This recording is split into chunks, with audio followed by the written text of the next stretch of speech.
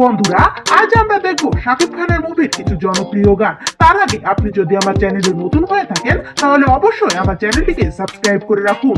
এই তালিকার প্রথমে রয়েছে শাকিব খানের তুফান মুভির দুষ্টু কোকিল গানটি, যাতে অভিনয় করেছে শাকিব খানের বিপরীতে মিমি চক্রবর্তী। ইউটিউবে গানটির বর্তমান ভিউ 404 মিলিয়ন।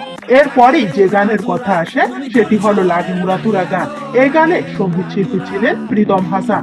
এখানেও শাকিব খানের বিপরীতে অভিনয় করেছেন মিমি চক্রবর্তী। গানটির বর্তমান ভিউ 341 মিলিয়ন। পরে রয়েছে শাকিব খান এবং বুবলির বসগিরি মুভি দিল দিল গানটি। গানটির বর্তমান ভিউ 140 মিলিয়ন। এরপরে রয়েছে শাকিব খান এবং দীপিকা পালের প্রিয়তমা মুভি টাইটেল গানটি। গানটির বর্তমান ভিউ 121 মিলিয়ন। তারপর গানটি শাকিব খানের পাসওয়ার্ড মুভি ঈদ মোবারক গান। এখানে শাকিব খানের সাথে আছে বুবলি। গানটির বর্তমান ভিউ 82 মিলিয়ন।